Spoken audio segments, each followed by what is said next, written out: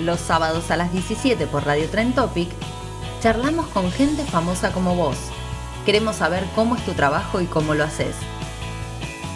Porque tenés mucho para contar y porque tenemos mucho para escuchar, hacemos Famosos entre nosotros.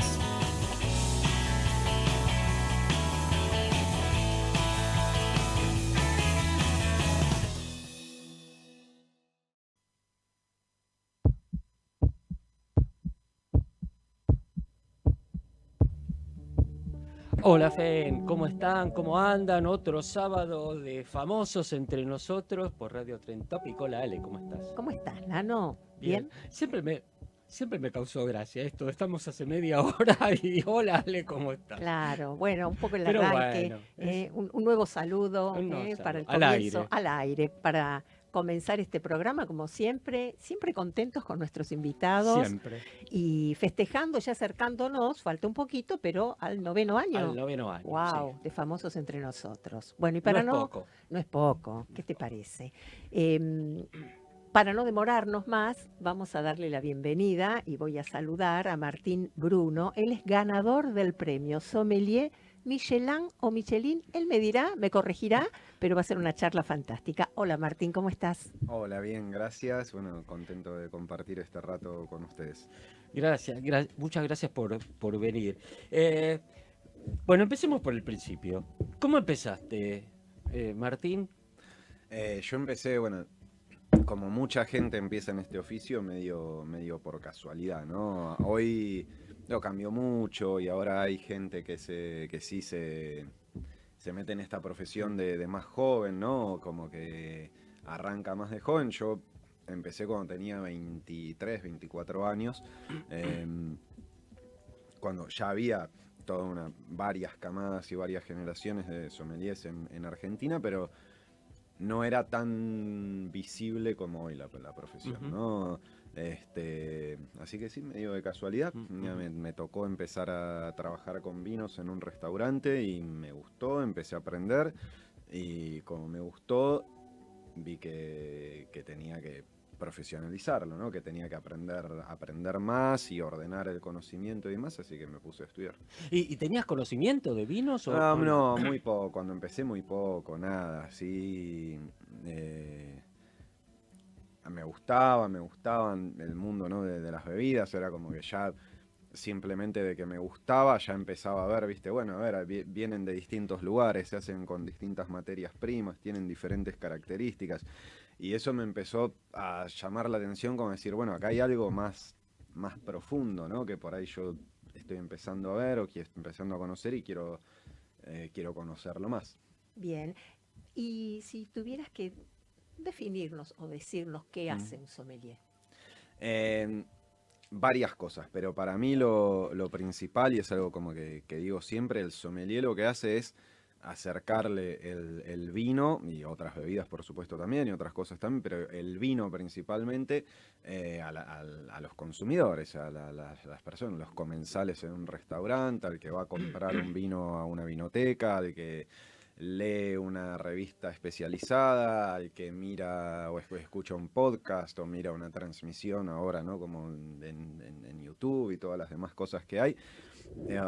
El rol principal del sommelier es que a través de la comunicación los comensales o los consumidores se acerquen al vino.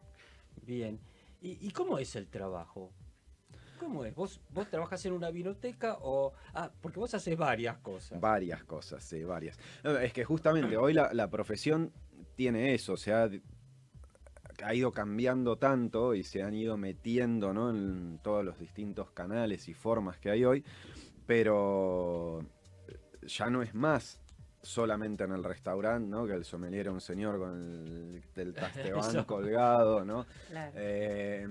Eso ya quedó un poco atrás y hoy lo mismo, como les decía recién, o sea, puede ser no solamente en un restaurante, una vinoteca, un wine bar, en una empresa de bebidas, por ejemplo. Otra de las cosas que yo he hecho es trabajar para una empresa de bebidas muy importante, haciendo catas, capacitaciones, un montón de cosas que, por ejemplo, no estaban relacionadas directamente al servicio en un restaurante, ¿no? Claro. O sea que hoy hay muchas posibilidades diferentes eso también va de la mano con cómo ha ido creciendo este oficio. Claro, se ve mucho, decime si estoy en lo cierto, Martín, se ve en muchos eventos culturales, ¿no? A veces mechar con presentaciones de vinos. Es que el vino es cultura, o sea, el Claro. vino es parte de nuestra cultura. Claro. No nos olvidemos que hacer vino es agricultura en realidad, ¿no? Porque se planta un viñedo, se cosecha la vid, digo, eso no deja de ser un producto de la naturaleza. Y eso, cuando vos, bueno, eso es algo que a mí me gusta mucho y muy lindo también, cuando empezás a estudiar un poco más y a conocer un poco más y empezás a estudiar la historia de cómo fue apareciendo el vino y demás. Y bueno, forma parte de la historia y de la cultura de los distintos pueblos donde se desarrolló la vitivinicultura. Algunos más temprano en la historia, otros más reciente, pero en muchísimas culturas, valga la redundancia, el vino y otras bebidas forman parte de ella. La primera bebida a la que se acercan para estudiar, para conocer, es el vino. Esto es la primera. Es que, a ver, si bien el sommelier tiene que conocer, y hay sommeliers especializados en un montón de bebidas diferentes, incluso hasta en café, en mate, Hemos traído. en té, ¿no? Y otros productos también que no tienen que ver solamente con las bebidas alcohólicas. Sí, el núcleo, digamos, la columna principal de la profesión es el vino, ¿no? Es lo que inmediatamente asociamos también con este trabajo. Claro, claro. Claro. Y entonces, vuelvo. No es lo mismo ser sommelier en una bodega que ser sommelier en una biblioteca, en una vinoteca que en una biblioteca. Mirá lo que me salió, en una biblioteca. Porque hay que estudiar. No es muy Está recomendable. No, hay que estudiar y tiene Estudiar. mucho, justo ayer me lo dijeron en el restaurante, una mesa, tiene mucho de archivista también, ¿no? De cómo vos tenés una cava, ¿no? En un por ejemplo, en un restaurante como en Don Julio, ¿no? Donde yo trabajo, vos tenés una cava con más de 15.000 botellas para el servicio en el restaurante, una cava de guarda con más de 40.000 botellas, donde justamente vos tenés todo catalogado por región, bodega, productor, estilo de vino. Digo, hay muchas formas diferentes de armar Como una biblioteca. esa guarda, pero es Claro. como una biblioteca. Claro. Y vos después tenés un catálogo, tenés un archivo donde podés buscar. En eso es parecido. No son, Es parecido. no son Mira libros, cómo nos salvó. no son libros, pero tiene esa parte parecida. Claro. Y la diferencia entonces entre el ser el sommelier en una vinoteca, en la biblioteca Sí, de un restaurante, en una biblioteca... Creo que tienen más similitudes que diferencias, ¿no? Ujú.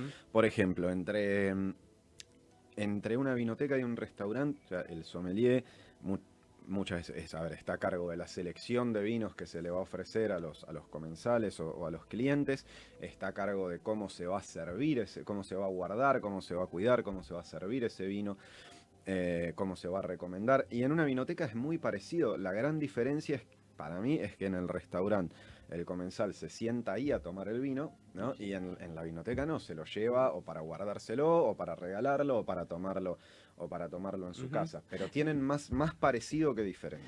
Vos decías recién, ¿cómo se sirve? ¿Cómo se sirve? ¿Cuáles son las diferencias para servir un vino? Muchísimas variables, por eso no hay una forma correcta. Ujú. Muchas veces va a depender del tipo de vino. Es un vino espumoso, uno blanco, uno rosado, un vino naranjo, un vino tinto, es un vino tinto con mucho cuerpo, un vino tinto ligero. ¿Cuál va a ser el momento? Digo, almuerzo, cena, a la tarde solo una copa o a la noche. Hay tantas posibilidades que no hay una forma correcta. Siempre es lindo tener, si uno lo puede hacer, ¿no? Algunas copas lindas, por ejemplo.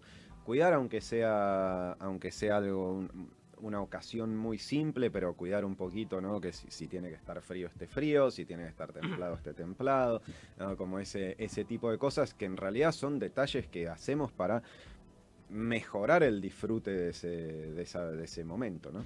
Preguntita, esto Sí. que decís frío, ¿significa que ya viene frío y se conserva en frío? No se le agrega hielo. Le podés agregar, mirá, lo ideal es, ¿por qué decimos que no se le agrega hielo al vino? Porque el hielo, más con una bebida que tiene alcohol, se empieza a derretir y termina diluyendo un poquito, pero también, no sé, es un día de verano, de mucho calor, y justo, me olvidé de poner el vino en la heladera. Bueno, Claro.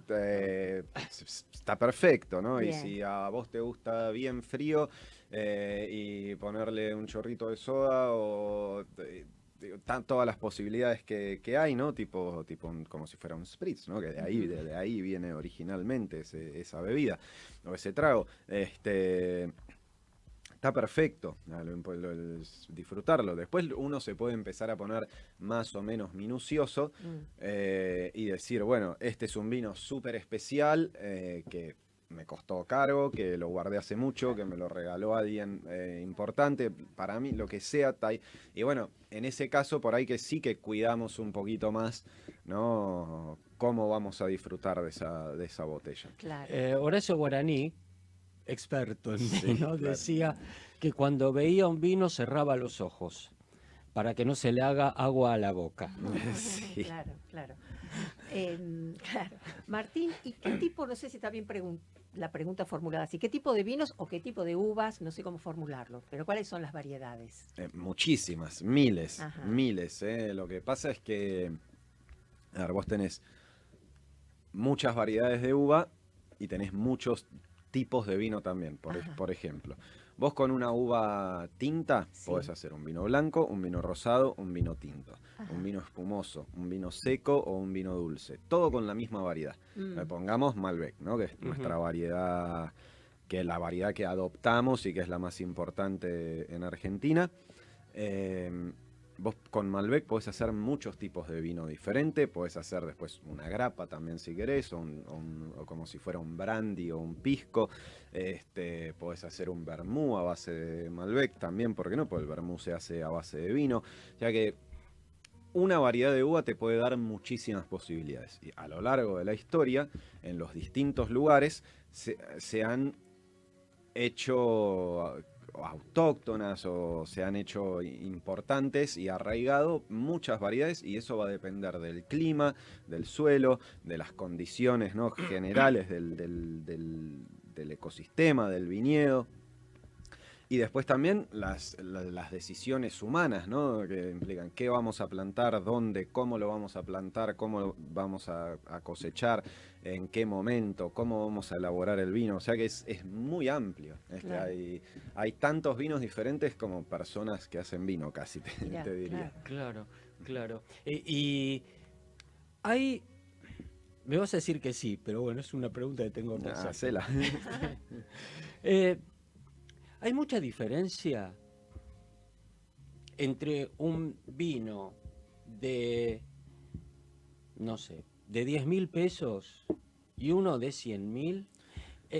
Eso una. Y la otra, ¿hay mucha diferencia entre un vino de marca masiva, digamos, y un vino artesanal de más o menos el mismo precio? Mira, hay varias cosas y ahí son temas que a mí me gustan porque siempre son como, ¿no? Medios que hay eso, como muchos mitos o mucha polémica y demás. Para mí, un vino no es bueno en sí mismo ni por ser artesanal, ni por ser un vino, digamos, como se suele decir, yo no estoy tan de acuerdo con el término, pero se entiende, facilita, entonces, o un vino industrial, ¿no? No hay, o sea, tienen que ser buenos, ¿no? Y los tenemos que disfrutar. O sea, un vino artesanal y malo no es mejor que un vino industrial y bueno. Es peor, porque uno es malo y el otro es bueno. Y al revés también. Y todas las escalas, digamos, de producción que hay en el medio, desde, no sé, desde un tipo que tiene una parcelita apenas de viña y con eso hace 1.000 litros de vino al año, que uno que hace 10 millones de litros de vino, ¿no? Lo importante es que lo hagan bien. Lo importante es que lo hagan bien y después, por supuesto, que haya alguien que ese vino se lo quiera tomar y que lo quiera comprar, porque si nadie compra el vino, no pasa nada. Entonces, ¿Para qué? no es en sí mismo bueno o malo por ser artesanal o industrial. Eso sí. Bien. tenemos que ir al primer Muy corte. bien. Estamos con Martín Bruno, Claro. que es un orgullo argentino. Ganador del premio Sommelier Michelin 2024, el primero en Argentina. Sí, porque fue el primer año en el que se dieron, digamos que la guía Michelin premió restaurantes, y también fue, bueno, que yo sepa, también es la primera edición, digamos, de este año de la guía en la que se da premios individuales, digamos, a... Bueno, ha habido, es como se ha seleccionado un sommelier, se ha seleccionado un cocinero, una cocinera joven, ¿no? Como que eso, como joven, ¿no? Que con mucho futuro, mucho talento y demás, como se suele premiar. Creo que es, si no me equivoco, la primera vez que la guía da estos premios también. Bien. Tenemos una pregunta gancho. Adelante. No la Bien. contestes ahora. Mitos de la profesión. Para un sommelier de vino, no hay nada que lo iguale en placer. El vino, no hay nada que iguale en placer al vino. No la contestes ahora. Vamos al tema Mark Knopfler del programa. Como no podía ser otra forma. Sweeter than rain. Más dulce que la lluvia. El vino es más dulce que la lluvia cuando uno lo disfruta. No, vamos, Ailín, cuando quieras.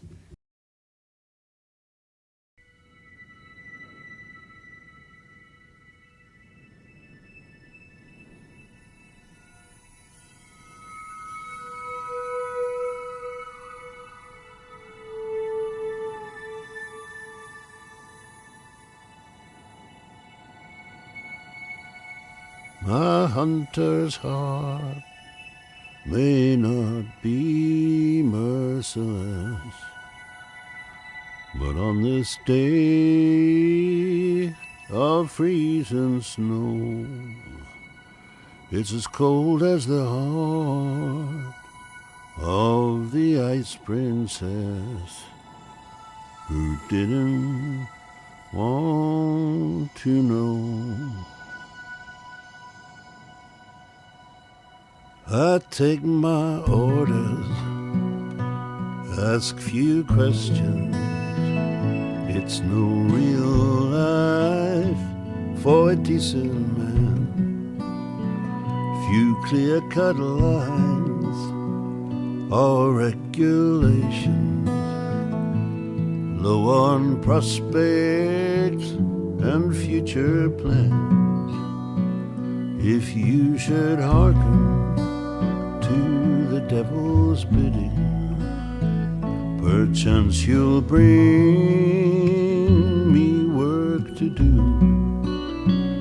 It may not be my heart's true calling, but I will surely come for you. To you who live by rape and plunder, I'll shoot or hang with scant remorse. My old reliable, the avenging thunder, else my rope and faithful horse.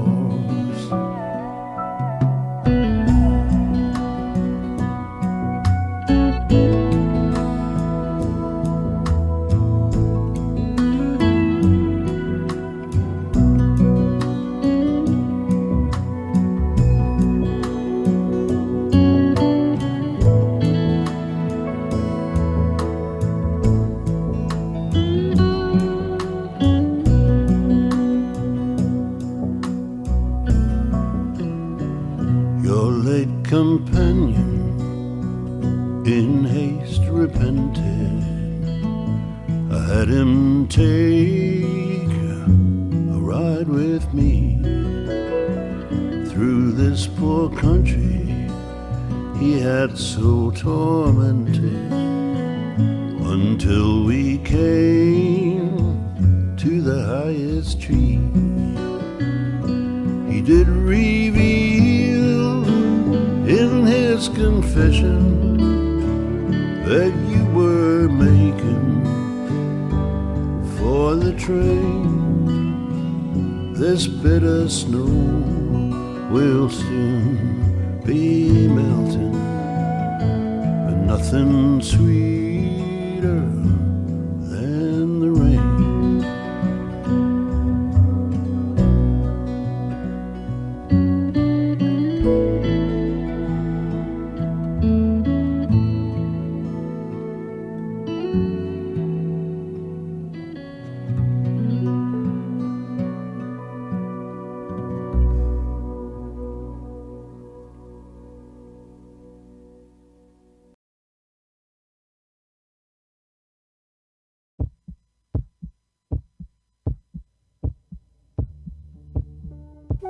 Seguimos en Famosos Entre Nosotros. Hoy estamos con Martín Bruno, es ganador del premio Sommelier Michelin.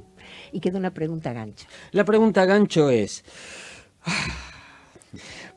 para un sommelier de vino, tomar vino es lo más, no hay nada que lo iguale en placer.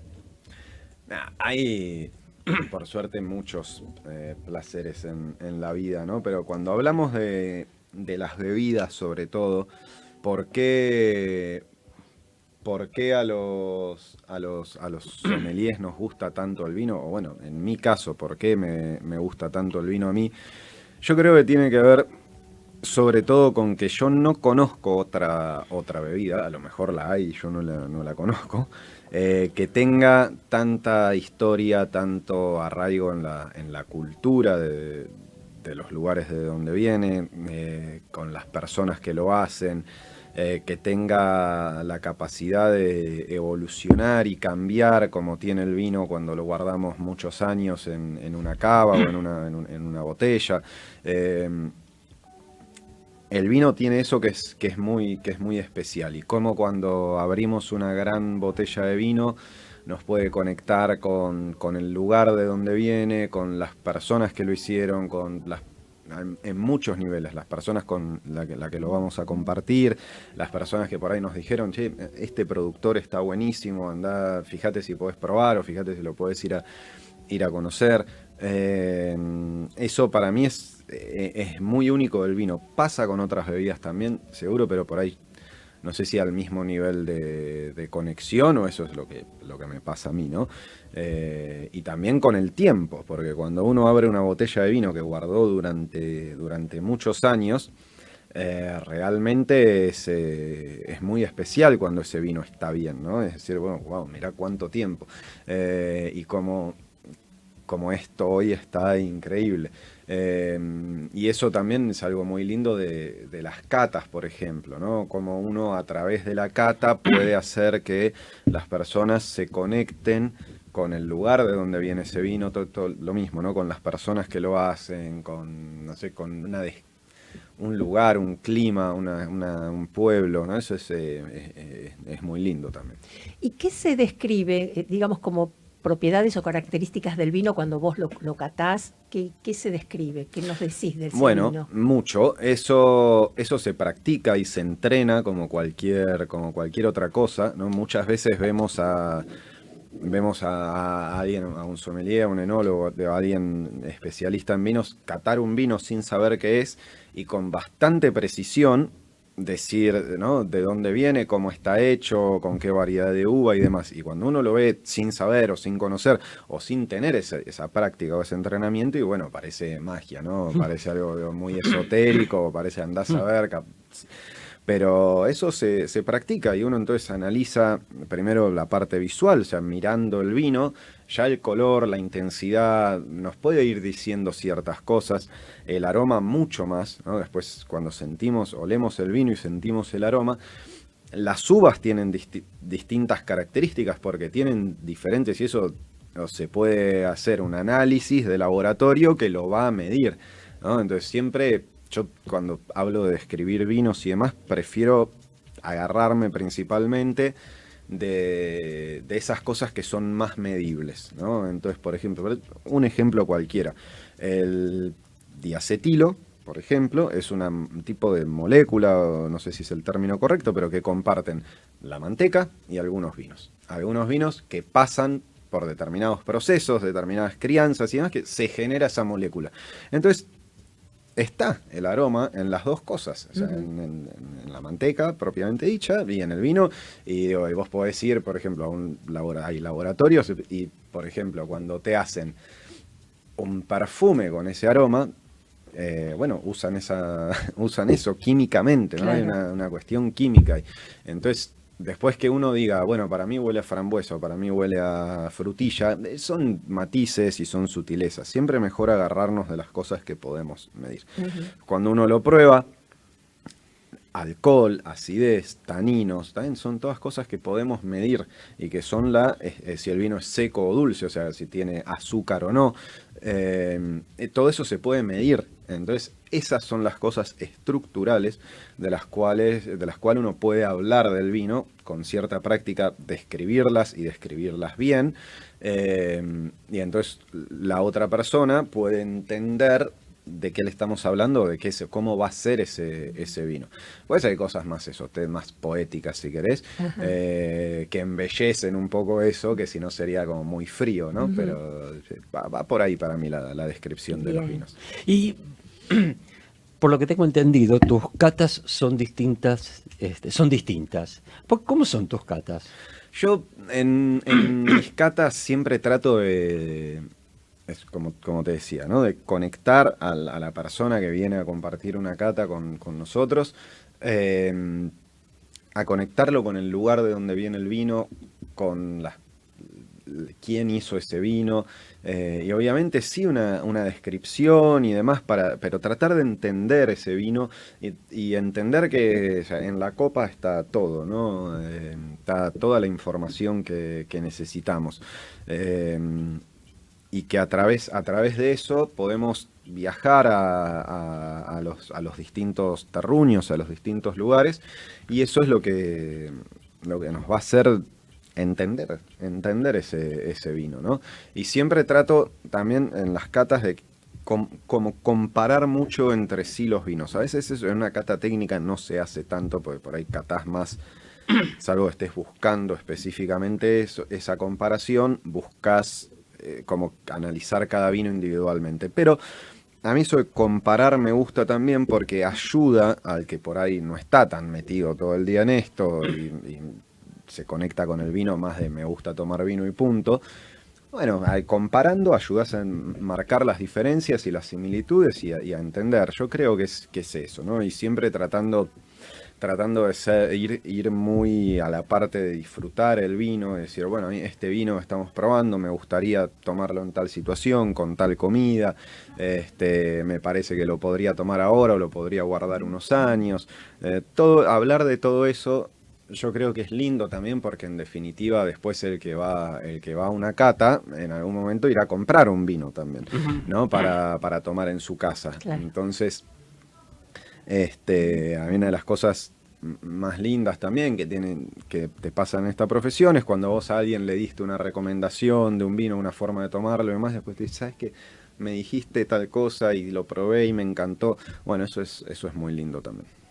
¿Qué tan cierto esto que ya hablas de las comidas? Digo, ¿qué tan cierto? Digo, el vínculo de la comida con el tipo de vino. Viste que nosotros sabemos Sí. que el pescado con vino, Con vino blanco. blanco. Pero, a ver. Mira, yo he pasado por varias etapas al respecto. Hay desde, por ejemplo, como hablábamos antes un poco más de la parte química y física, bueno, vos podés hacer lo mismo con la comida. La comida también la podés analizar en esos parámetros. Entonces vos podés ir hasta ese nivel, si querés, de minucioso y detallista, de decir, bueno, esto va a quedar bien con esto, por esto y por esto. Después hay un intermedio, si querés, que es más... bueno, a ver, por ejemplo, un vino que tiene una acidez que se siente fresca, ¿no? Jugosidad y todo eso, puede ir bien o con algo que sea bien graso, porque esa frescura que viene de la acidez nos va justamente a refrescar por ahí esa saturación de algo más graso, o va a ir bien con algo ácido también. Nosotros siempre la combinación entre el vino y una comida, o otras bebidas y una comida, las podemos entender también por similitudes. Por ejemplo, un Sauvignon Blanc con un ceviche, por ejemplo, o por contraste, un queso azul con un vino dulce. Entonces, ¿por qué tenemos que atenernos a ciertas reglas? No es que tenemos que respetarlas porque sí. Las reglas por ahí nos ayudan un poco a ordenar o a pensar, bueno, esto con esto va a quedar bien. Pero después, que es la tercera parte, en general la comida rica y el vino rico se disfrutan. También para mí es una parte linda de la experiencia de comer algo rico y tomar un vino rico, que esa combinación funcione, ¿no? Entonces tampoco hace falta, a ver, ahí bibliotecas escritas al respecto,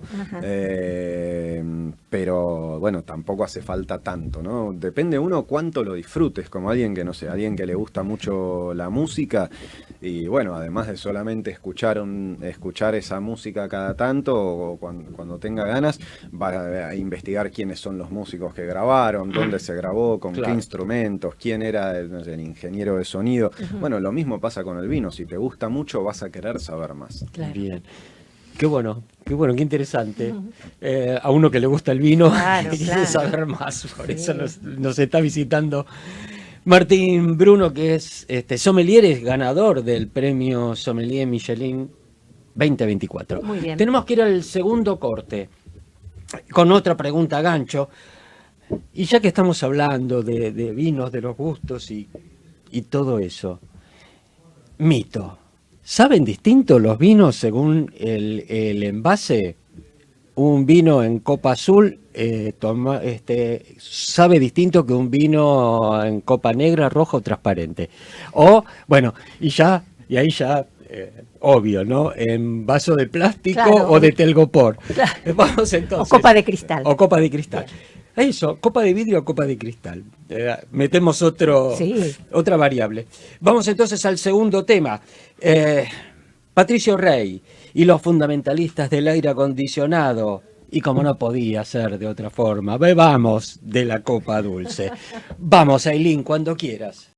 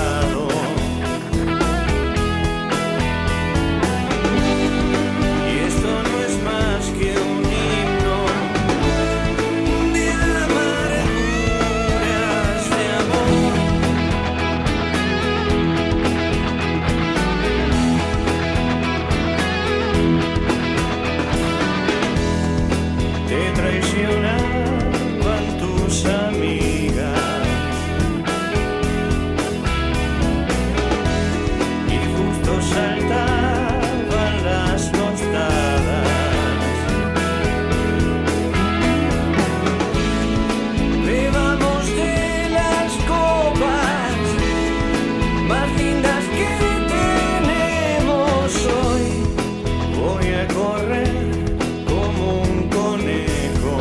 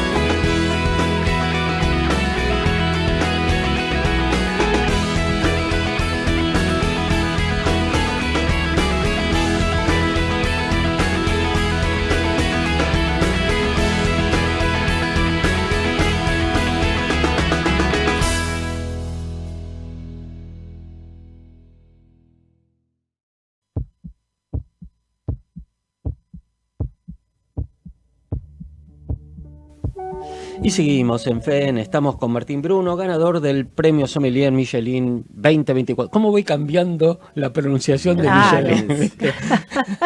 Bueno, es así. Había quedado una pregunta a gancho, Sí. Martín. ¿Los vinos saben distintos según la copa? Sí, claro que sí. De hecho, por ejemplo, a ver, hay una marca de copas muy famosa que es Riedel, que ellos hacen catas de copas, al revés. O sea, Al mismo vino con al distintas mismo copas. vino con distintas copas. Y de hecho es una experiencia linda porque cuando lo haces se nota la diferencia. Bueno, justo esa marca ha sido la pionera también en decir empecemos a fabricar distintos tipos de copas para diferentes tipos de vino. La verdad que sí. De vuelta, por ejemplo, en Don Julio, el restaurante que yo trabajo, usamos más de 25 tipos de copas diferentes para los distintos tipos de vino. Ahora, eso no quiere decir que en casa tengamos que tener 25 tipos de copas diferentes, ¿no? Pero en la experiencia que es ir a comer a un gran restaurante, bueno, eso es parte también, ¿no? Siempre entendiendo lo que hablamos siempre, ir a comer a un gran restaurante es más que la experiencia de ir a comer, ¿no? Para mí se parece más a ir al teatro, digamos, o al cine, o a un concierto, es ir a ver toda una performance, no solamente lo que tenés efectivamente en el plato para comer, sino que todo, el servicio, el vino, todas las partes del restaurante hacen a esa experiencia, y bueno, la cristalería o las copas que usemos también. Entonces, muchas veces en esos restaurantes hay, ¿no?, los famosos menús de degustación o por pasos, donde vas probando por ahí en una comida, ¿no? Probás 10, 12, 15 cositas diferentes, y por ahí para cada uno de esos tenés un vino diferente. Y a esa experiencia, que cada uno de esos vinos se sirva en una copa distinta, bueno, suma también. Y después obviamente está la parte ahí un poco más técnica, ¿no?, que hablo como de la cata de copas que te decía recién. Sí, el vino se expresa de manera diferente en diferentes copas. Entonces hay copas que se adaptan mejor para un Pinot Noir, hay copas que se adaptan mejor para un Malbec, hay copas que se adaptan mejor para un rosado. Hay que ir probando también. A veces, no sé, vos tenés un tipo de copa que te gusta y no es el específico para la variedad, bueno, usa ese si te gusta. Pero para mí una forma fácil de entenderlo, el vino y la música tienen muchas cosas en común, ¿no? Vos podés escuchar música así con el teléfono, ¿no? Lo podés poner ahí que suene y la música suena, y es la misma música que si la escuchás con unos super auriculares o un equipo, ¿no?, de audio de alta fidelidad o lo que sea.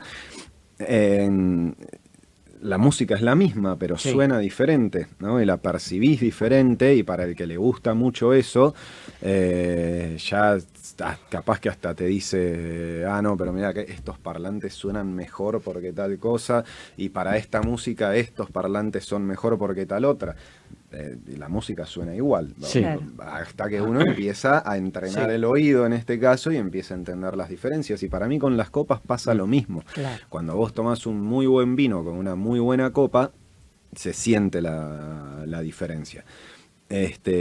Bueno, eso es un lindo ejercicio también. A veces un vino no tan bueno o no tan especial, porque ya por suerte vinos malos no hay casi, ¿no?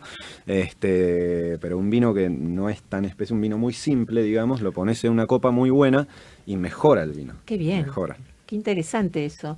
O sea, un vino ahí medio, digamos, con una buena copa. Con una buena Sí. copa. Vidrio y cristal, entonces, con una copa de cristal, el vino... No es tanto, el tema entre el vidrio y el cristal es complicado porque hay mucha confusión, y en definitiva no es tanta tiene más que ver con que sea el grosor del vidrio o del cristal en este caso, con que, digamos, el borde de la copa sea fino, la forma de la copa, el tamaño, todo eso es lo que realmente marca la diferencia. En general, por ejemplo, un vaso ¿no? En general, cuando vos probás en un vaso, Ujú. la forma que tiene por ahí, o más cónica, o más cilíndrica, no te ayuda justamente a potenciar los aromas del vino. En general, las copas tienen una forma más ovoide, si querés, Ujú. y se sirve, y son más grandes, y se sirve poquito vino en la copa en general, ¿para qué? Para que haya mucho espacio donde cuando vos movés la copa, las partículas que le dan aroma al vino se vayan como expandiendo ahí. Entonces cuando vos metés la nariz en la copa, está todo ahí el aroma. Va más por ese lado. Claro. Bien. Vos, Martín, ¿fabricaste, hiciste vino? Yo participé, hicimos como yo trabajaba en esta empresa, en Pernod Ricard, con la bodega de Chart, hicimos 2 vinos, en 2018 creo que fue, ya bastante ya. Y sí, yo tuve la fortuna, pues es algo muy, muy lindo del ejercicio de poder hacerlo también y ver cómo es desde el otro lado, de elegir, ¿no? Perdí un montón de posibles componentes de distintos tanques, piletas, etcétera. Ir probando, tac, tac, tac, tac, tac, obviamente con los enólogos, pues si no uno no alcanza, ¿no? Claro. Pero no tiene, y también que es muy diferente cómo catás el vino desde ese lado, pensando en cómo, en general, uno como sommelier cata el vino ya terminado, ¿no? claro. Como catás cuando estás pensando en cómo va a ser ese vino, es muy diferente y está buenísimo. Qué Está bueno. buenísimo también. Sí, me gustó mucho esa experiencia. ¿Cuál es entonces la diferencia entre un enólogo y un sommelier? Y básicamente el enólogo es el que hace el vino y el sommelier el que habla del vino, ¿no? Digamos, un poco así. Hoy también es muy difícil pensar en la profesión de sommelier sin ir, bueno, nunca es tan seguido como uno quisiera, pero sin ir a visitar viñedos, a ver bodegas, a conocer. Hoy ya es muy difícil pensar en este trabajo sin eso, ¿no? Pero en general, sí, el vino se hace en la bodega, o en realidad el vino se hace en el viñedo, ¿no? Después en la bodega el enólogo lo que hace es controlar ese proceso de que el jugo de uva, el mosto, se convierta en vino, cuidar todo ese proceso, y es otra cosa, digamos, es otro métier totalmente, que están muy relacionados uno con el otro, pero en general, diría, en la mayoría de los casos, la parte del sommelier es la de contar sobre ese vino, recomendarlo, servirlo, venderlo, etcétera. Y la parte del enólogo, el ingeniero agrónomo, etcétera, es la de hacerlo. Y me imagino esta situación. Sommelier y enólogo probando un vino y que el sommelier le dice al enólogo: che, mira, acá me parece que este vino le falta, le sobra, necesitaría. Mira, yo creo que eso, a ver, siempre es un tema difícil, porque cómo le vas a decir vos, ¿no? Cómo hacer a alguien que sabe hacer y vos no sabés hacer, ¿no? Claro. Pero, a ver, si lo quieren comparar con otra cosa, por ejemplo, los críticos de arte no son artistas en general, ¿no? Sí. Tiene esa función también, y yo creo que ahí porque a veces pasa, ¿no? Y muchas veces, y al revés, o sea, hoy los enólogos son muy abiertos a eso. La mayoría, por ejemplo, los que yo tengo la suerte de conocer, o de haber trabajado con ellos, o de haber catado vinos con ellos, son muy abiertos porque vos lo percibís de otra manera también, entonces es muy enriquecedor eso. O esa experiencia no tiene que ser de competir uno con otro o de chocar uno con otro, sino que tiene que ser enriquecedora para las dos partes, porque en definitiva a veces es justamente eso, ¿no? Como el sommelier lo prueba desde otra óptica, el vino, si querés, ¿no? Que es más la del vino en cuanto a su contexto de compartirlo, de acompañarlo con una comida, lo que fuera.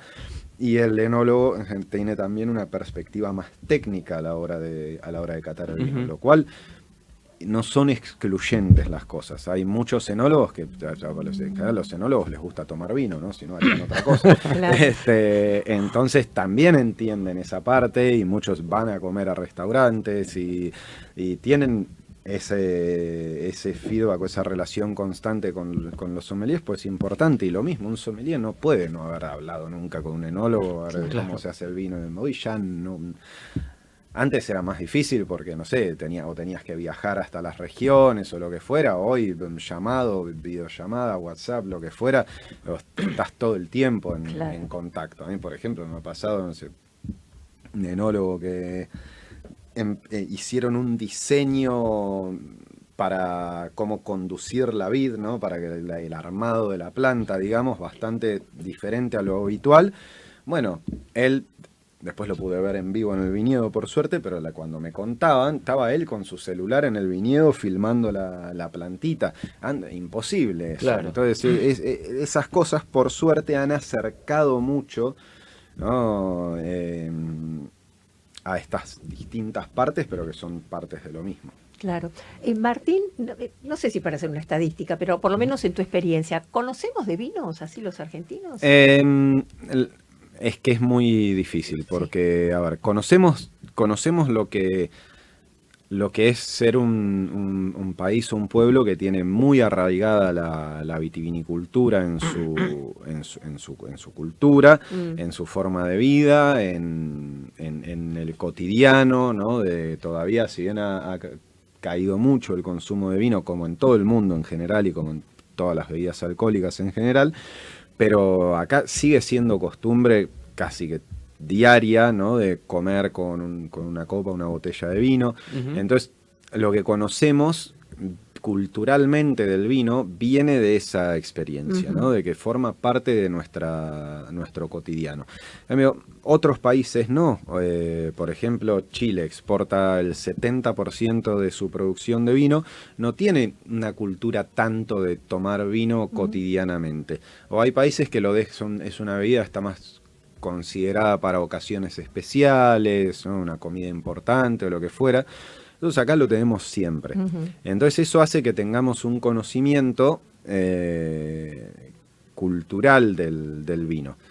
Por otro lado, por ejemplo, a diferencia de otros países, nosotros tenemos muy poco acceso a vinos de diferentes partes del mundo. Eso después es otro debate, si es bueno, si es malo, por qué es bueno, por qué es malo, o todos los matices que pueda haber en el medio. Pero bueno, hay otros países que sí conocen más de diferentes vinos del mundo. Por ejemplo, de lugares donde vos en un supermercado podés ir y comprar un vino de Sudáfrica, de Chile, de Argentina, de Francia, de España, de Italia, de Australia, de Nueva Zelanda, de Estados Unidos, y es como normal, ¿no? Para nosotros es diferente ese acercamiento. Lo cual no es ni bueno ni malo, es diferente cómo podemos saber de vino. Entonces, si comparamos en nuestro conocimiento, es distinto al que alguien que prueba vinos de diferentes partes del mundo todo el tiempo. Claro. Pero sí, lo tenemos en nuestro cotidiano y lo tenemos en nuestra cultura. Bien. Martín, ¿la carrera es de sommelier y después te especializás en lo que es vino o no, en general es directamente, por lo menos la las escuelas por donde yo he estudiado, he dado clases, donde se forman los sommeliers, es de vino. Después uno puede especializarse en alguna bebida o en otra, pero en general siempre es la parte más importante es la del vino. Bien. Y me estuve guardando todo este tiempo. ¿Cómo llegaste a ser estrella Michelin? Mirá, a ver, y es el resultado de muchos años, ¿no? De muchos años, así como la guía premia restaurantes, en esta edición ha decidido también premiar a personas, pero bueno, esos premios nunca son individuales, porque uno no puede, digamos, lucir o hacer lucir su trabajo como sommelier, como para que alguien deje, che, que bien esto, hay que premiarlo, si no hay todo un equipo atrás, ¿no? Y todo un acompañamiento atrás de muchos años, de familiar, amigos, pareja, todo. Personas que te acompañan en tu formación, te ayudan a prepararte para competencias, para concursos, te dan los recursos necesarios para para tener una cava impresionante, unas copas increíbles. Todas esas cosas son importantísimas y sin eso, o sea, esos premios se lo dan a una persona, pero nunca es esa persona sola a la que llega ahí. Entonces es el resultado para mí de muchos años de trabajo, y el resultado también del nivel que tiene hoy la somelería en Argentina, ¿no? Donde hay muchísima gente que es muy capaz y muy profesional y que hace un desarrollo muy importante del vino, ¿no? En el lugar y en el aspecto en el que le toque trabajar, pero ya eso justamente hizo, antes no premiaba la guía Michelin a sommeliers, por ejemplo.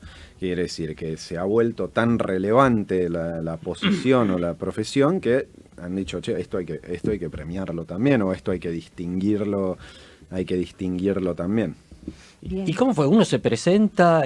No, esto es ellos. La guía Michelin se ha mantenido, ¿no?, siendo como el máximo referente de la gastronomía durante muchos años, en gran parte porque sus inspectores son anónimos. Vos no sabés quién es el que te está evaluando, el que está juzgando el trabajo, ¿no? O todo del restaurante, no sabés quién es. Entonces, por un lado, te obliga a estar muy despierto y muy atento, porque puede ser cualquier persona, o sea que eso en definitiva hace también que la calidad de los lugares mejore, porque vos tenés que a todos atenderlos como si fueran el inspector. Claro. Hay otras, otro debate, hay otras guías muy importantes, así que al revés, que uno sabe quién es el que viene y que es votante o inspector de esa guía.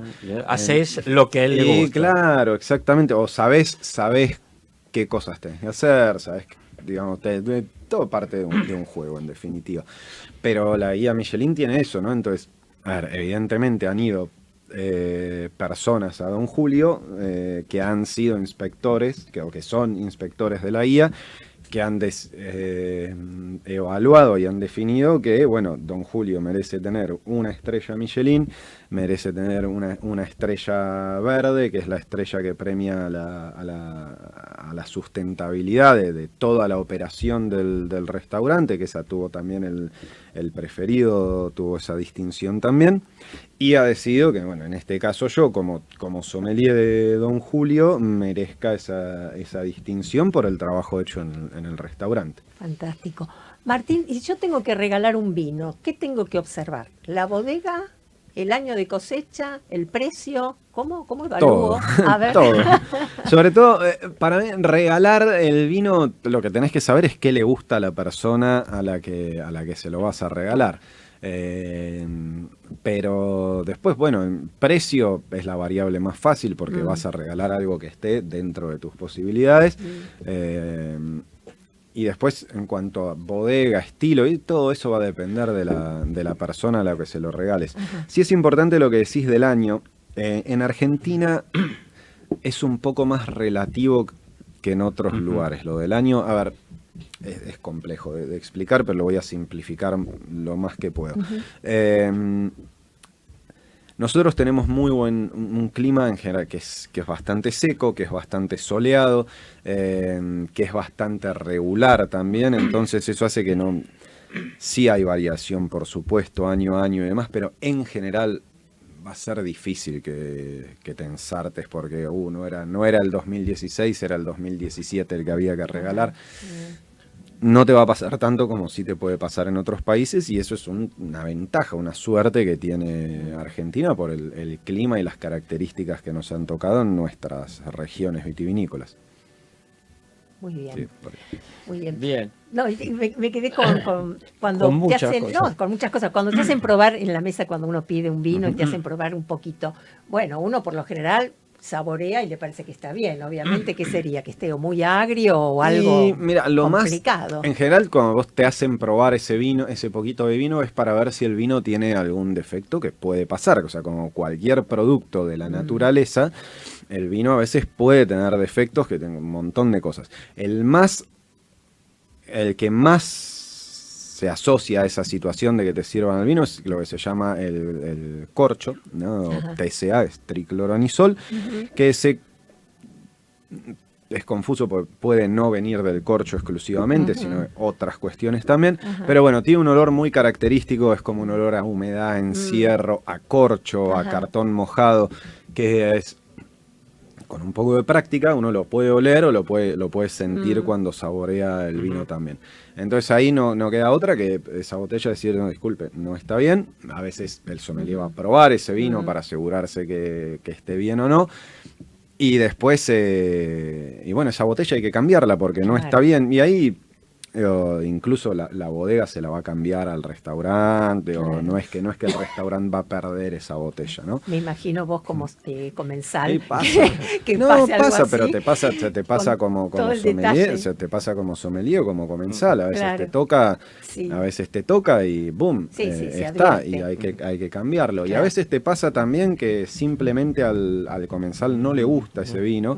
Y bueno, para mí también hay que cambiar la botella. Después veremos, obviamente, las posibilidades que tiene de hacerlo cada restaurante o cada vinoteca o lo que sea, pero en general, digamos, si el vino está bien y si es simplemente que no era del gusto del comensal, después uno lo puede vender por copa, lo puede usar en un menú, en un maridaje, no se va a perder. Entonces, ¿para qué Claro, esa quedar mal con el situación tan cliente. incómoda? Sí, ahora sí, no sé, la única botella que hay en la cava de un vino súper especial.